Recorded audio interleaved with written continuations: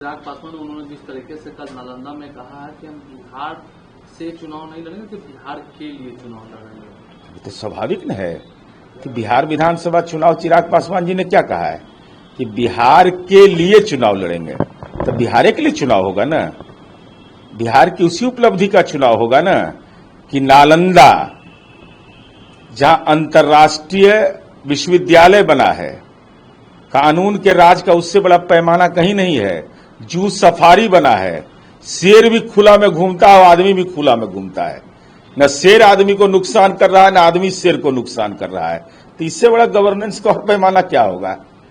Police academy है, Nalanda sports university बना है, तो पूरा नालंदा का जो तस्वीर बदला है राजगीर का, वह तो गौरतलब है, इंटरनेशनल कन्वेंशन सेंटर है। तो माननीय चिराग पासवान जी ने एनडीए की मजबूती की बात कही है, तेजस्वी यादव पर तंज कसा है, कहा ये नौकरी की बात करते हैं तो पहले जमीन जो लिए नौकरी में वो लौटा दीजिए ना। तो स्वाभाविक रूप से उन्होंने जो कही है वो बिहार के संदर्भ में कहा है। लेकिन बीते दिनों पहले उन्हीं के पार्टी के सांसद उनके जीजा है अरुण भारती, उन्होंने कहा था कि बिहार उनको बुला रहा है, बिहार चुनाव लड़ने के लिए बात।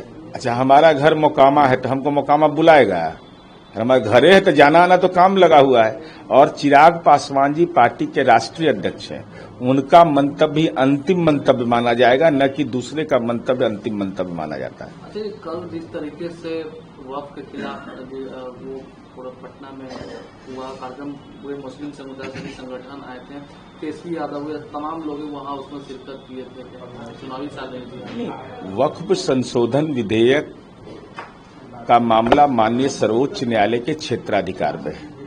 हम कोई राजनीतिक टिप्पणी नहीं करना चाहते, क्योंकि सर्वोच्च न्यायालय इस देश के संविधान के तहत और संविधान में ये व्यवस्था है, तब वहां पर न्यायालय इस पर विचारण कर रहा है।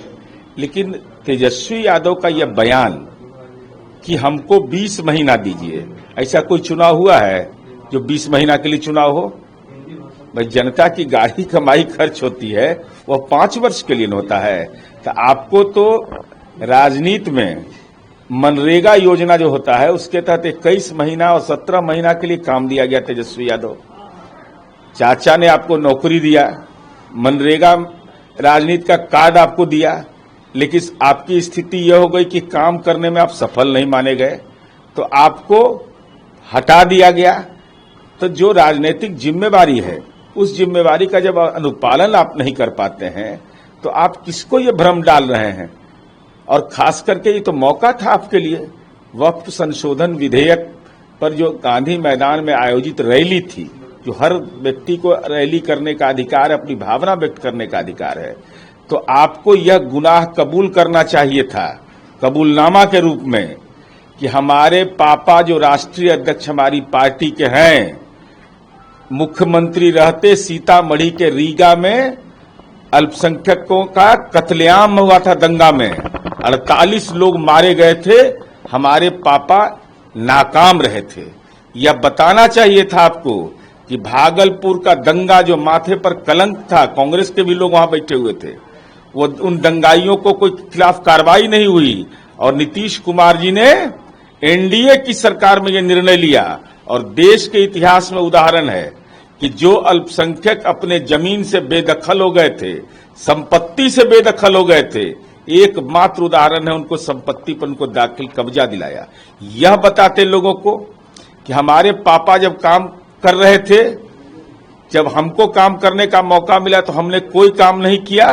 तो गांधी मैदान के बगल में वक्फ की संपत्ति अंजुमन इस्लामिया हॉल, उसको तो खंडहर आपने बना दिया था, आज शीश महल नीतीश कुमार जी ने बना दिया।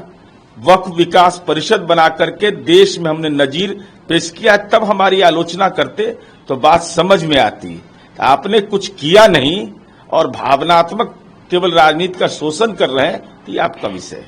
लेकिन आपने उनको कहा कि मनरेगा का था, नीतीश जी को मनरेगा का था, क्या रखा था? नीतीश कुमार जी ने क्या कहा, 2 बार मौका दिया ना भाई, तो मनरेगा का मजदूर मौसम के अनुसार उसको काम मिलता है, तो 2 बार इनको काम दिए, एक बार 21 महीना, एक बार 17 महीना, और दोनों काम में नाकाम हो गए, अच्छा काम नहीं कर पाए, इनका जॉब कार्ड हमने कैंसिल किया।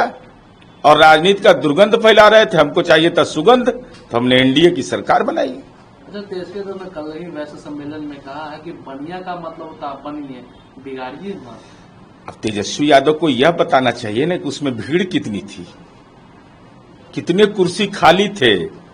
और वो दौर भूल गया है लोग तेजस्वी यादव जी कि आपके बहन की शादी में पटना के नाला रोड से दिन दहाड़े फर्नीचर उठा लिया गया था, शोरूम से गाड़ियां उठा ली गई थी और कोई क्रिमिनल एक्ट के तहत कार्रवाई उस पर नहीं हुई थी। ये तो पूरा बिहार जानता है। और आपको देखकर 5,243 फिरौती के लिए अपहरण हुआ था। जरा कृपा करके तेजस्वी यादव बता दीजिए, उसमें वैश्य समुदाय के जो लोग थे जिनके खिलाफ फिरौती के लिए जिनका अपहरण हुआ था, वो कौन से जेल के अंदर में है, कितने अवधि में कितना अवधि तक जेल में रहा।